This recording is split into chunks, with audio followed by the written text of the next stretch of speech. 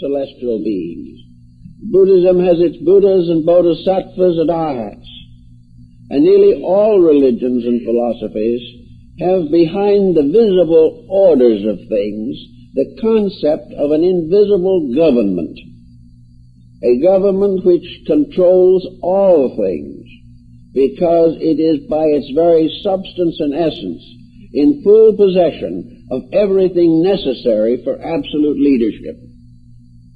All of this type of philosophy has gradually resulted in what we might term religious art. And this religious art is not limited to strange peoples far away. It is present in our own cathedrals and churches. Religious art is present in many private homes.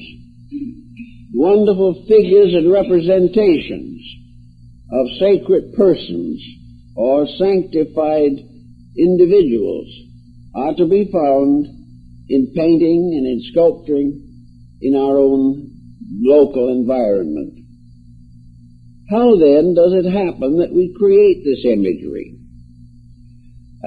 Artists, particularly in the early period of Gothic art in Europe, invented a complete language of symbolical attributes by means of which it would be possible to distinguish the degrees of sanctity or divinity present in the various representations that they made.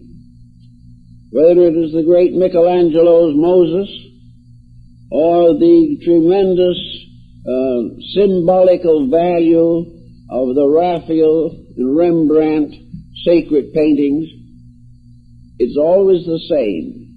A sacred picture to represent an invisible principle. Now, this is also the only way that we can represent the various virtues and vices of humanity. How are we going to define generosity to a person who has no understanding of the word? The only way we can understand under those conditions is through an action. And so we have the various parables and legends of Scriptures. The Good Samaritan represents this kind of generosity. The wayward son who finally comes home to his family is in the parable of the prodigal son. Well, these are word patterns created to express virtues which are common to human beings, but which cannot be communicated without some relationship to a practical action. As we go into the pictures of religious personalities in all parts of the world, we are sometimes considerably confused. In many instances, it looks like some people have more of these images than might be necessary. We realize also that within cultures, these images change their appearances. They change the materials upon which or from which they are fashioned. They develop expressions and likenesses largely tribal or racial, and therefore differing in various areas and communities. Yet this tremendous, almost incalculable mass of sacred imagery is now becoming of great interest to not only the psychologist, but the anthropologist and the mystic, the metaphysician, and the symbolist in general, because these images tell us something. They tell us of man's eternal search for realities, and the very images which look unreal are part of this struggle to attain reality. Some time ago, an Indian gentleman, East Indian gentleman, was discussing with a missionary who was having a little difficulty trying to understand how this well-cultured Indian gentleman was able to respect an image with a number of arms and several heads. So he tried to explain this to the missionary. And he said, how now would you do some of these things? Suppose we say that a horse has a head, and a dog has a head, and a bird has a head, and a fish has a head. Now all these heads are parts of something. They are parts of life. All of these creatures are alive. One life is within them. Therefore, if we want to make a picture of life, we must make a cluster of living things to represent it. And no matter how many of these we put together or pile up, they will not be adequate. Because there will be more kinds of life than we can picture. There will be more attitudes and virtues within human life than we can depict. Therefore, the only thing we can do is to suggest that the divine power at the source of things animates all life. And therefore, if we try to picture it, perhaps we should picture it, made up of living things. In Egypt, the Serapean deity in the great Alexandrian library, the Serapeum, is said to have been a deity, a figure, made of a kind of wickerwork. And within that wickerwork were all forms of life, plants, flowers, symbols of animals and birds, all kinds of things. It was a wickerwork filled with every type of life that the Egyptians could put in it. Therefore, to them, it seemed perfectly appropriate that this should represent the spirit of life, a spirit moving through living things, a spirit that should remind us forever of the unity of life and our own kinship with living things.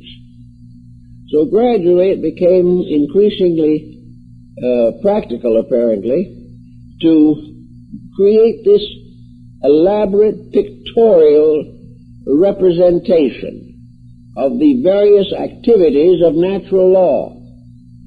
In Alexandria, the astronomers tried to do this with the universe. The Brahmins perhaps did a little better at it, but all of them came to the realization that the universe was in some way an archetypal figure, a pattern, a picture. And if we wanted to picture the divine power of the source of life, what more adequate immediate symbol could be available than the solar system, the cosmos? There would be no way in which we could go beyond life. But everything we can reach is part of life. Therefore, life expands and extends. And as the Brahmins pointed out, the main problem with imagery is that it is inadequate. It is not that we have too much of it. It is that we cannot possibly have an imagery structure that is complete in all of its attributes. There was only a step then to take language as an example. Language was a way of putting forms into words and transmitting them. Language could go on and on and on, and never could we have enough words or enough language symbols to take care of everything we wanted to record. In the 15th and 16th century, the unabridged dictionary was a very slender little volume in English. Today it is an inconceivably complicated volume. And still there are not enough words to tell all that we know. In the same way, there are not enough symbols in nature to tell all that we believe about creation, about deity, about the infinite unfoldment of living things. So we find in the Greek and other religions also the gradual development of mythologies. These mythologies were stories about the gods, or about spirits or ghosts or superphysical beings of one kind or another. Now, in mythology, how were we going to symbolize the processes by means of which the various unfoldments of life took place? To the ancient people, without exception, generation was the most important symbol that existed to their knowledge, for it was a way in which life was perpetuated. It was the one way in which the mystery of death is solved forever in eternal life. Therefore, all the processes of creation that we might now carry on in a laboratory by means of chemicals or mathematical symbols were anciently represented by the ordinary activities of human life. Therefore, to the primitive people, deity was a tribal chief.